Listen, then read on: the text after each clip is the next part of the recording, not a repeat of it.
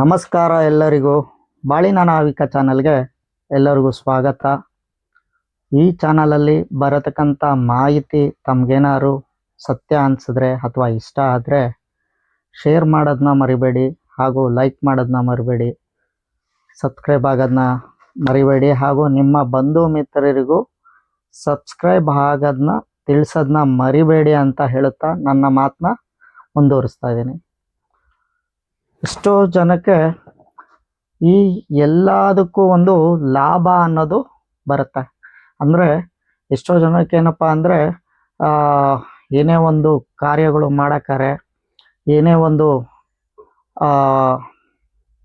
ವಿಚಾರ, ಕೆಲವೊಂದು ಕುಟುಂಬ ಸ್ಥಾನ ಆಗಿರ್ಬೋದು, ಅಥವಾ ಗಾಡಿಯ ಋಣ ಆಗಿರ್ಬೋದು, ಹೆಂಡತಿಯ ಋಣ ಆಗಿರ್ಬೋದು, ಅಥವಾ ಹಣಕಾಸಿನ ವಿಚಾರ ಆಗಿರ್ಬೋದು. ಅಂದರೆ ಒಬ್ಬ ಮನುಷ್ಯನಿಗೆ ಬೇಕಾದಂತಹ ಎಲ್ಲ ಒಂದು ವಸ್ತುಗಳು ಅಂದರೆ ಲಾಭಸ್ಥಾನ, ಅಂದರೆ ಏನೇ ಮುಟ್ಟಿದೆಲ್ಲ ಚಿನ್ನ ಆಗುವಂಥ ಒಂದು ವಿಚಾರ ಬರುತ್ತೆ. ಅಂದರೆ ಹೀಗೆ ನಮ್ಮ ಜಾತಕದಲ್ಲಿ, ಅಂದರೆ ನಮ್ಮ ಜಾತಕದಲ್ಲಿ ಯಾವ ಮನೆ ತೋರ್ಪಡೆ ಪಡುತ್ತೆ ಅನ್ನತಕ್ಕಂಥ ಮಾಹಿತಿ, ಚಿಕ್ಕದಾದ ಮಾಹಿತಿ ನಿಮಗೆ ತಿಳಿಸ್ತಾ ಇದ್ದೀನಿ ನೋಡಿ. ಆದರೆ ಆ ಲಗ್ನಾಧಿಪತಿ, ಅಂದರೆ ಇವಾಗ ಸಪೋಸ್ ನಿಮ್ಮ ಎಕ್ಸಾಂಪಲ್ ಹೇಳ್ತೀನಿ ನೋಡಿ. ನಿಮ್ಮ ಲಗ್ನದಿಂದ, ಅಂದರೆ ಯಾವುದೋ ಒಂದು ನಿಮ್ಮ ಒಂದು ಮೇಷ ಲಗ್ನ ಆಗಿತ್ತೋ ಅಥವಾ ಮಕರ ಲಗ್ನ ಆಗಿತ್ತೋ, ಅಂದರೆ ಯಾವುದಾದ್ರೂ ಒಂದು ಲಗ್ನ, ಅಂದರೆ 12 ರಾಶಿಗಳಲ್ಲಿ ಒಂದು ಮೊದಲನೇ ಮನೆ ಲಗ್ನ ಆಗತ್ತೆ. ಆ ಲಗ್ನಾಧಿಪತಿ ಏನಾದರೂ 11ನೇ ಮನೆಯಲ್ಲಿ ಇದ್ದಿದ್ದೇ ಆದರೆ, ಅಂದರೆ ಲಗ್ನದಿಂದ 11ನೇ ಮನೆಯಲ್ಲಿ ಇದ್ದಿದ್ದೇ ಆದರೆ ಅದು ಲಾಭಸ್ಥಾನ. ಅಂದರೆ ಅವರು ಲಾಭಸ್ಥಾನದಲ್ಲಿ ಹೋಗಿ ನಿಂತ್ಕೊತಾರೆ. ಅವಾಗ ಏನಾಗುತ್ತೆ ಅಂದರೆ ಆ ವ್ಯಕ್ತಿಗೆ ಇಟ್ಟಿದಂಥ, ಅಂದರೆ ಯಾವುದೇ ಒಂದು ಕೈಗೆ ಹಾಕಿದಂಥ, ಅಂದರೆ ಯಾವುದೇ ಒಂದು ಕೆಲಸ ಕಾರ್ಯಗಳನ್ನು ಮಾಡ್ತಾ ಇರ್ತಾನಪ್ಪ, ಆ ಸಮಯದಲ್ಲಿ ಅವನಿಗೆ ಎಲ್ಲವೂ ಕೂಡ, ಅಂದರೆ ಯಾವುದೇ ಒಂದು ಕೆಲಸ ಕಾರ್ಯಗಳು ಮಾಡಿದ್ರೂ ಕೂಡ ಅವನಿಗೆ ಶುಭ ಸ್ಥಾನ. ಅಂದರೆ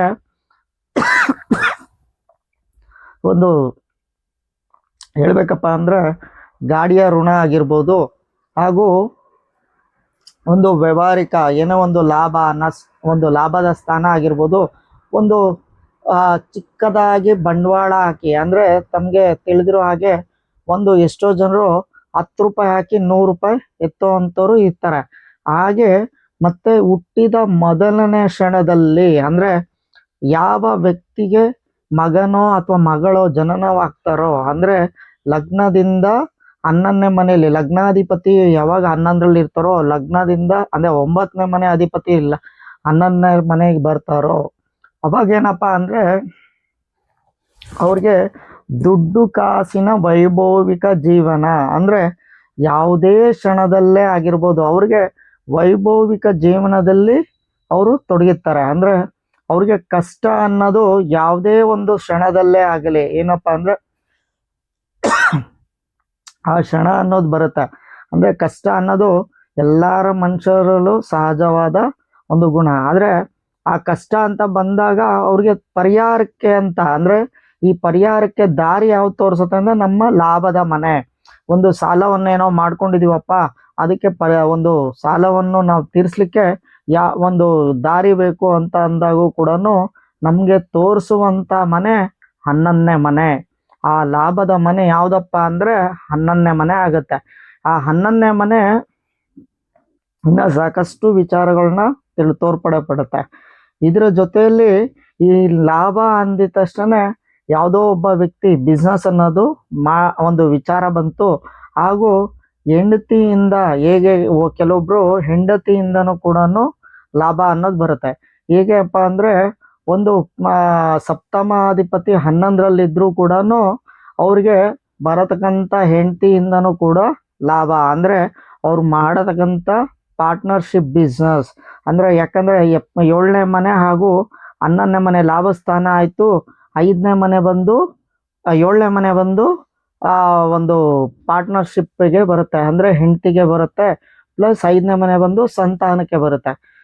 ಯಾವುದೇ ಒಂದು ಋಣ ಏನಾದರೂ ಅಂದರೆ 9ನೇ ಲಾರ್ಡ್ ಅಥವಾ 4ನೇ ಮನೆ ಅಧಿಪತಿನೋ 11ರ ಮನೆಯಲ್ಲಿದ್ದಾಗ ಅವ್ರಿಗೆ ಸಾಕಷ್ಟು ಲಾಭ ಅನ್ನೋದು ಶುರುವಾಗುತ್ತೆ. ಹಾಗೂ ನಾನು ನನ್ನ ಹಿಂದಿನ ವಿಡಿಯೋಲಿ ಹೇಳಿದೆ, ಕುಟುಂಬಾಧಿಪತಿ ಏನಾದ್ರು ವಯದಲ್ಲಿ ಹೋದ್ರೆ ಅಂತ. ಈ ಕುಟುಂಬದ ಅಧಿಪತಿ ಏನಾದ್ರೂ 11ಕ್ಕೆ ಬಂದ್ಬಿಡ್ತು ಅಂದ್ರೆ ಒಂದು ಹಣಕಾಸಿನ ವೈಭವಿಕ ಜೀವನ. ಯಾಕಂದ್ರೆ 2 9 ನಾವು ಹಣಕಾಸನ್ನ ನೋಡ್ತೀವಿ.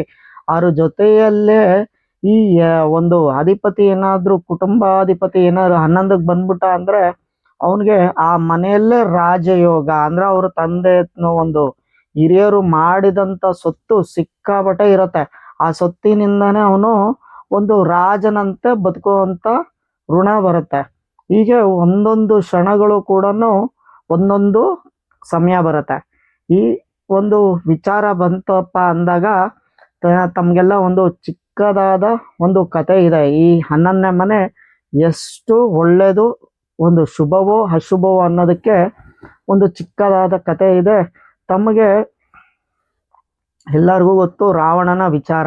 ರಾವಣ ಒಂದು ಎಲ್ಲ ನವಗ್ರಹಗಳನ್ನ ಕೂಡ ಕಟ್ಟಾಕಿರ್ತಾರೆ. ಕಾರಣ ಒಂದೇ ಕಾರಣ, ತನ್ನ ಮಗನು ಅಂದ್ರೆ ಅವನ ಮಗನು ಇಂದ್ರಜಿತ್ ಹುಟ್ಟುವ ಮುಂಚೆನೆ ಒಂದು ಹುಟ್ಟಕ್ಕಿಂತ ಮುಂಚಿತವಾಗಿ ಏನ್ ಮಾಡ್ತಾರೆ ಅಂದ್ರೆ ಈ ನವಗ್ರಹಗಳನ್ನ ಕಟ್ಟಿ 11ನೇ ಮನೆಗೆ ಕೂರ್ಬೇಕು ಅನ್ನಂಗೆ ಮಾಡ್ಕೊಂತಾರೆ. ಆದ್ರೆ ಅವು ಒಂದು ಎಲ್ಲಾ ನವಗ್ರಹಗಳನ್ನ ಕೂಡ 11ನೇ ಮನೆಯಲ್ಲಿ ಒಂದು ಬಿಟ್ಟಿರ್ತಾರೆ. ಆ ಒಂದು ಇಟ್ಟಿದಂತ ಸ್ಥಾನಬಲ ಬಂದಾಗ ಆದ್ರೆ ಶನಿಯ ದೃಷ್ಟಿ ಅಂದ್ರೆ ಶನಿಯ ಭಾಗ ಅವರು ಕಾಲು ಉದ್ದ. ಯಾಕೆಂದ್ರೆ ಯಾವ ವ್ಯಕ್ತಿ ಒಂದು ಶನಿಯ ದೃಷ್ಟಿ ಇರುತ್ತೋ ಅಥವಾ ಶನಿ ಅಧಿಪತಿ ಆಗಿರ್ತಾರೋ ಅವರು ಸಣ್ಣನೇ ಉದ್ದಗೆ ಇರ್ತಾರೆ. ಹಾಗಾಗಿ ಒಂದು ಶನಿಯ ಒಂದು ದೃಷ್ಟಿ ಏನಪ್ಪಾ ಅಂದ್ರೆ ಉದ್ದನೆ, ಸಣ್ಣಗೆ ಉದ್ದನೆ ದೃಷ್ಟಿ ಇರೋದ್ರಿಂದ ಅವರ ಕಾಲು ಬಂದು 12ನೇ ಮನೆಗೆ ತಾಕಿರುತ್ತೆ. ಆ 12ನೇ ಮನೆ ದೃಷ್ಟಿ ಆ ರಾವಣಗೆ ಗೊತ್ತಿರಲ್ಲ. ಆ ಒಂದು ಕಾರಣಾಂತರದಿಂದ ಏನಪ್ಪಾ ಮಾಡ್ತಾರೆ, ಒಂದು ಈ ಶನಿಯ ಕಾಲನ್ನ ಕತ್ತರಿಸ್ತಾರೆ. ಅಂದ್ರೆ ಒಂದು ಐಬ್ನ ಮಾಡ್ತಾರೆ, ಒಂದು ಚುಚ್ಚಿ ಅದನ್ನ ಊನ ಮಾಡ್ತಾರೆ. ಆ ಒಂದು ಕ್ಷಣದಿಂದ, ಆ ಒಂದು ಕಾರಣದಿಂದ ಇಂದ್ರಜಿತ್ತನಿಗೆ ಶನಿಯಿಂದ ಲಾಭ ಸಿಗತಕ್ಕಂಥ ಲಾಭ ಸ್ಥಾನ ಹೋಯ್ತು. ಹಾಗಾಗಿ ಅವ್ರಿಗೆ ಏನೇ ಒಂದು ಫಲಾನುಸಾರ ಏನೇ ಫಲ ಸಿಕ್ಕರು ಕೊನೆಗೆ ಆ ಒಂದು ಅರ್ಧ ಫಲದಷ್ಟು ಒಂದು ಕಿಂಚಿತ್ತಾದರೂ ನಷ್ಟ ಅನ್ನೋದು ಇದ್ದೇ ಇರುತ್ತೆ ಅನ್ನೋದಕ್ಕೆ ಇಂದ್ರಜಿತ್ ಒಂದು ಕಥೆಯ ಮುಖೇನ ನಾವು ತಿಳ್ಕೋಬಹುದು. ಹೀಗೆ ಒಂದು ಸಾಕಷ್ಟು ವಿಚಾರಗಳಿದೆ. ಯಾವುದೇ ಒಂದು ಗ್ರಹ ಒಂದು ಮಿತ್ರನಾಧಿಪತಿ ಏನಾದರಾದರೂ 11ರಲ್ಲಿದ್ರೂ ಕೂಡ ನಮ್ಗೆ ಅದರಿಂದ ಸಾಕಷ್ಟು ಲಾಭದಾಯಕವಾಗಿ ಇದ್ದೇ ಇರುತ್ತೆ.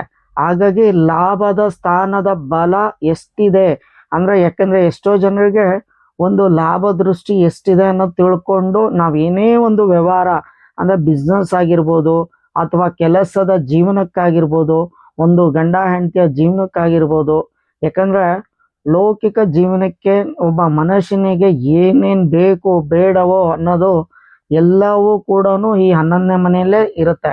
ಯಾಕಂದ್ರೆ ಈ ಜಾತಕ ಅನ್ನೋದು ಬರೀ 12 ಮನೆ ಇರ್ಬೋದು. ಆ 12 ಕುಂಡಲಿ ಅಂದ್ರೆ ಒಂದು 12 ಮನೆಯಲ್ಲಿ ನಮಗೆ 2ರಿಂದ 3,000ದಷ್ಟು ಜಾತಕಗಳು ಕೂಡ ನಾವು ತಿಳ್ಕೊಬಹುದು ಅದರಲ್ಲೇ.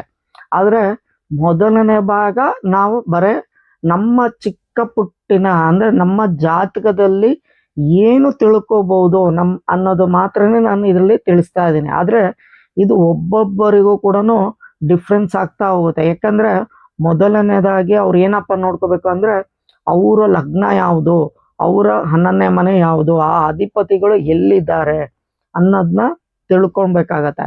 ಹೀಗೆ ಒಂದೊಂದು ಚಿಕ್ಕ ಚಿಕ್ಕ ವಿಚಾರಗಳಿದೆ. ಆದ್ರೆ ನಾನು ನಿಮ್ಗೆಲ್ಲ ಹೇಳ್ತಾ ಇರೋದೇನಂದ್ರೆ ಅದರದ ಬಗ್ಗೆಯ ಚಿಕ್ಕದಾದ ಮಾಹಿತಿ ಅಷ್ಟೇ. ಹಾಗಾಗಿ ನಿಮಗೆ ಈ ಜ್ಯೋತಿಷ್ಯ ವಿದ್ಯೆಯನ್ನು ಪೂರ್ತಿಯಾಗಿ ತಿಳಿದವ್ರ ಹತ್ರ ಒಂದು ಏನೇ ಒಂದು ಬಿಸ್ನೆಸ್ ಅನ್ನೋದು ಶುರು ಮಾಡ್ಲಿಕ್ಕಾರೆ, ಏನೇ ಒಂದು ಮಾಡಾಕರೆ ಇದನ್ನ ಕೇಳಿ ಮಾಡಿದ್ರೆ ಸಿಕ್ಕಾಬಿಟ್ಟೆ ಉತ್ತಮ ಫಲ ಸಿಗುತ್ತೆ ಅಂತ ಹೇಳ್ತಾ ನನ್ನ ಮಾತನ್ನ ನಿಲ್ಲಿಸ್ತಾ ಇದ್ದೀನಿ. ನಮಸ್ಕಾರ.